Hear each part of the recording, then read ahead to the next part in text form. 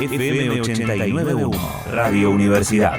Te contamos que hoy al mediodía hubo una actividad en el Salón Dorado de la Legislatura porteña, convocada por la diputada Victoria Montenegro, junto con algunos organismos de derechos humanos. Después hubo un lanzamiento de firmas que tiene que ver con un proyecto de ley para derogar el artículo 96 del Código Contravencional de la Ciudad de Buenos Aires, que criminaliza el trabajo sexual. ¿Qué implica esto? Implica que las fuerzas policiales muchas veces abusan de este artículo para cometer actos que van en contra de los derechos humanos con quienes ejercen el trabajo sexual. Tenemos en línea a Georgina Orellano, ella es secretaria general de AMAR, el Sindicato de Trabajadores y Trabajadoras Sexuales de Argentina. ¿Cómo está, Georgina? Buenas tardes. Hola, ¿qué tal? ¿Cómo estás? Muy buenas tardes. Bueno, gracias por atendernos en primer lugar y contanos qué pasó luego de esta reunión, qué novedades hay. Bueno, hoy la diputada Victoria Montenegro, que es la autora del proyecto que busca derogar el artículo que penaliza la oferta de servicios sexuales en el espacio público, convocó a organismos de derechos humanos. Se hizo presente el Centro de Estudios Sociales y Legales, el CEL, también estuvo la adhesión de Amnistía Internacional, que marcó su posicionamiento con respecto a la derogación de este artículo, y estuvo el Ministerio Público de la Defensa, la defensora de la ciudad, también dando cuenta con el panorama que desde su institución estatal se encuentran cada vez que tienen que intervenir en la defensa pública con detenciones arbitrarias hacia las trabajadoras y trabajadores sexuales del espacio público.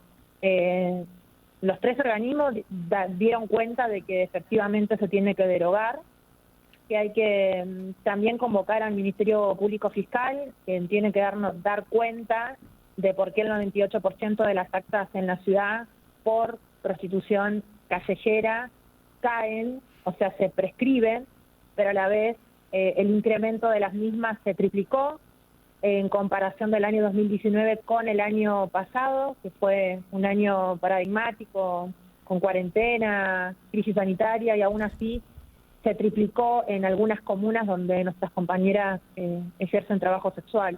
Así que fue en ese sentido favorable. Ahora va a haber otras instancias de llamar a dialogar a otras organizaciones. Tenemos pensado salir a convocar a organizaciones de la diversidad para que también den su punto de vista y podamos meter presión con una campaña de firmas que lanzamos hoy también, para que se pueda tratar por lo menos en la comisión donde giró a los pocos días de ser presentado, que es la Comisión de Justicia. Hola Georgina, ¿qué tal? ¿Cómo estás? Mauro te saluda.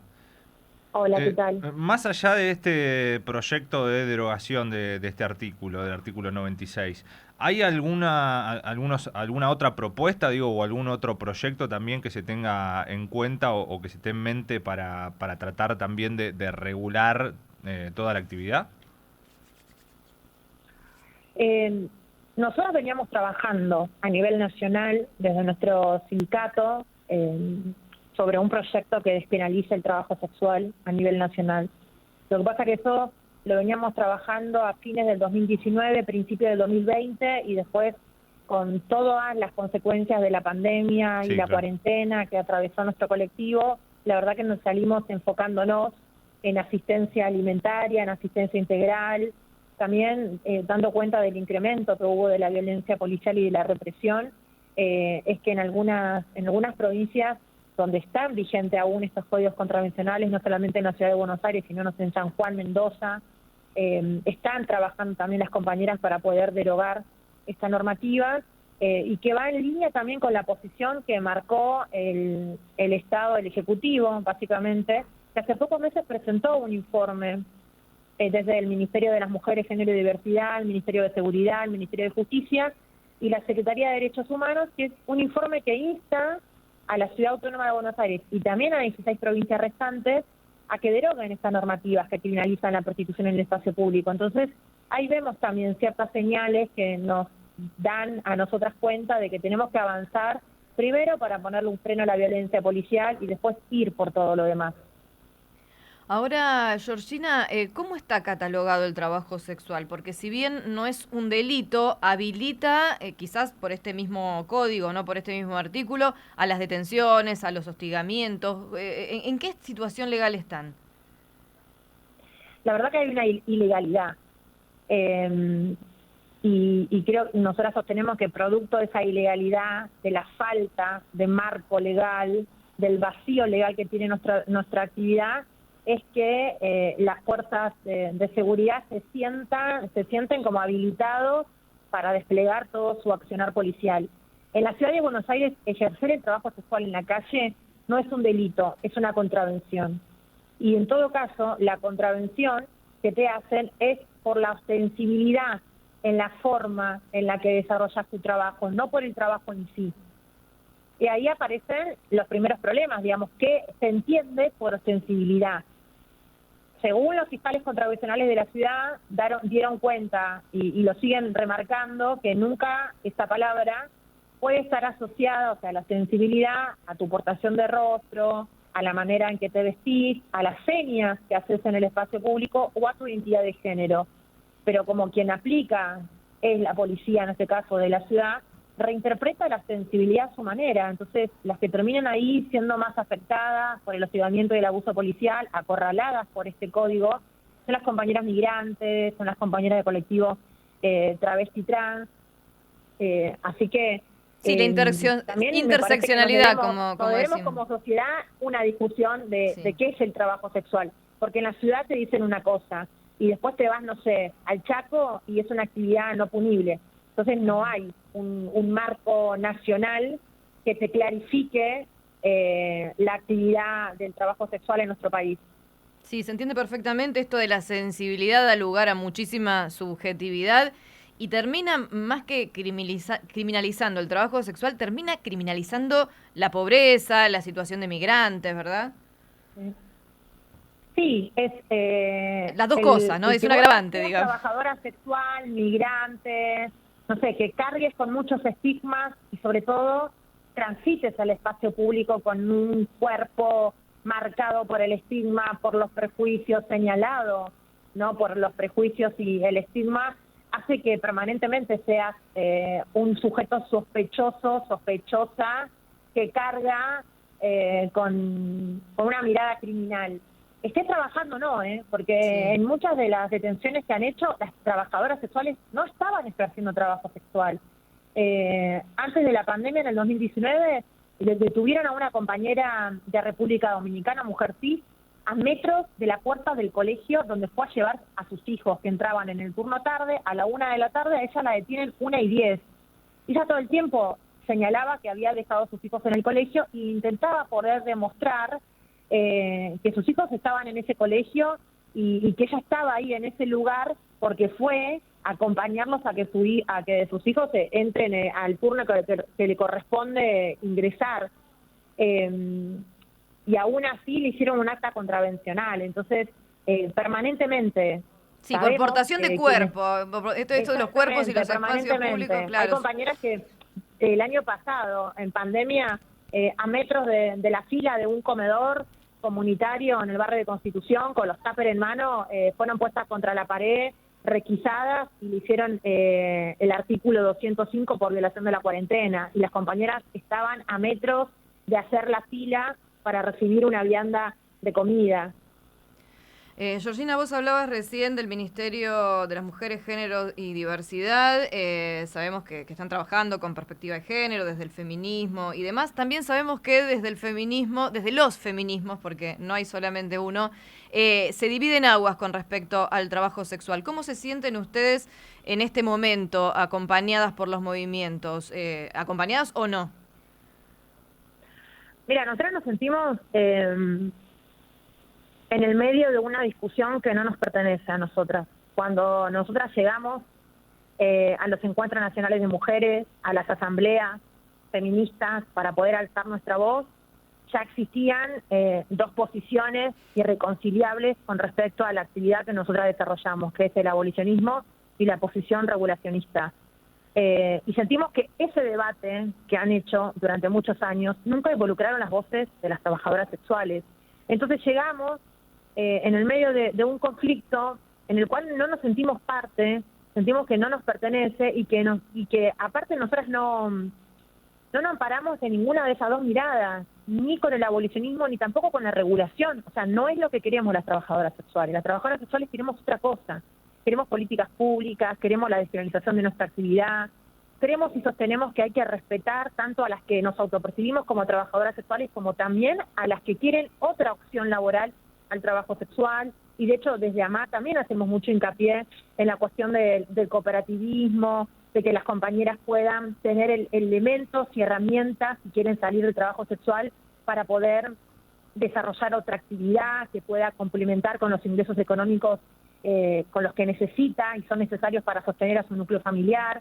No nos paramos en esa rivalidad de que tenés que posicionarte de un lado y del otro, porque no le sirve a nadie, porque esto no se trata de un partido de fútbol donde unas tienen que ganar y las otras tienen que perder, sino que en realidad tenemos que ampliar derechos para que ganemos todas y entremos todas en el modelo de sociedad igualitaria a la que realmente aspiramos desde los feminismos y sobre todo también desde el campo nacional y popular. Totalmente, ¿no? A veces como que se está dando una lucha, hay gente luchando por ustedes y ustedes no están a veces metidas en esa lucha, sino que están dando ahí la propia. Con respecto a estas luchas, que a veces hay gente que se las apropia y demás, Georgina, yo no sé si vos estás al tanto, si te puedo preguntar sobre esto. En estos días vi en varios medios de comunicación a un varón que supuestamente va a dirigir la primera película pornográfica en la Argentina, que la venden como la primera porno feminista o la primera película con perspectiva de género. Sabemos que hay mucho del trabajo sexual dentro de este rubro. Y sé también que hay muchas compañeras tuyas que han criticado esta postura de... A mí primero, en lugar, me hizo ruido la primera película pornográfica feminista y que estaba dirigida por un varón, y ahí es cuando empecé a leer un poco más.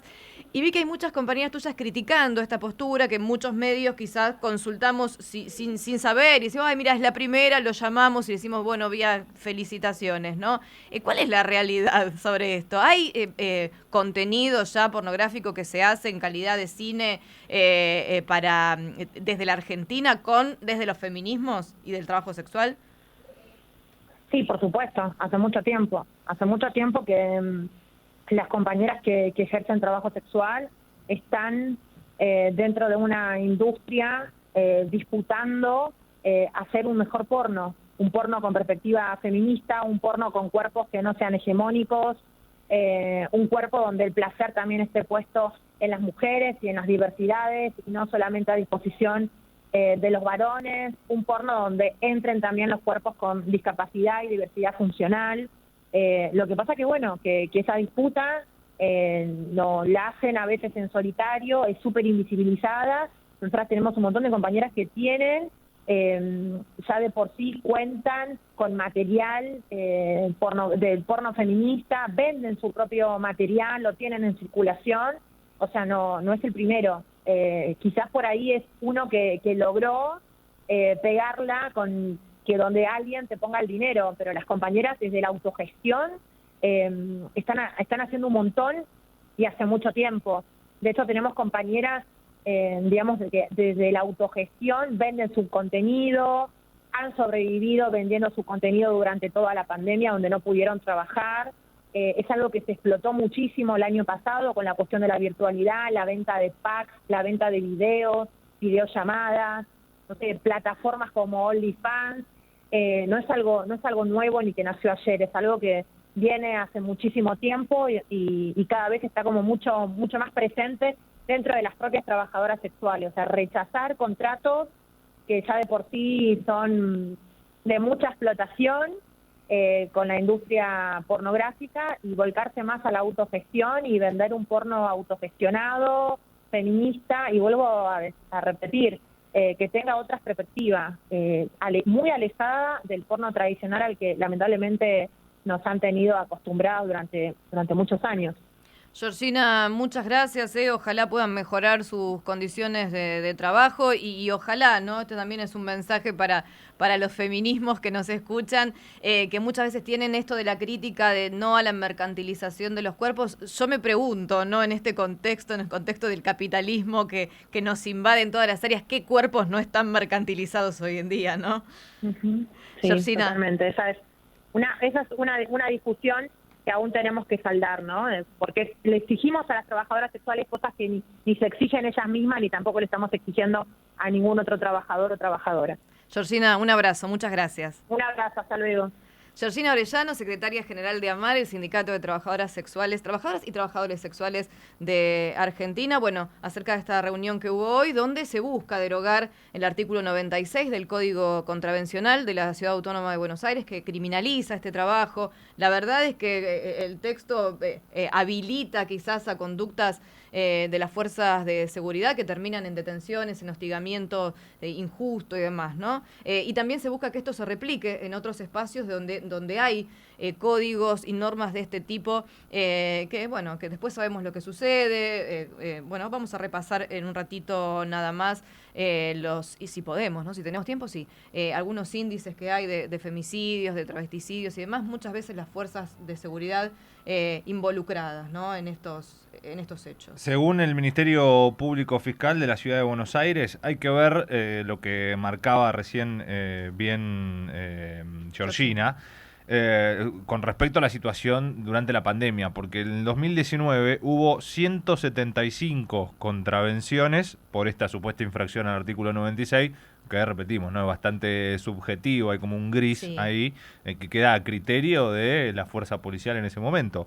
Y en el 2020, 175 durante el 2019, y decía el 2020 la cifra fue de 458. O sea, muchísimo más, también agravado por la situación de pandemia, ¿no? Y teniendo en cuenta las restricciones de la circulación y demás.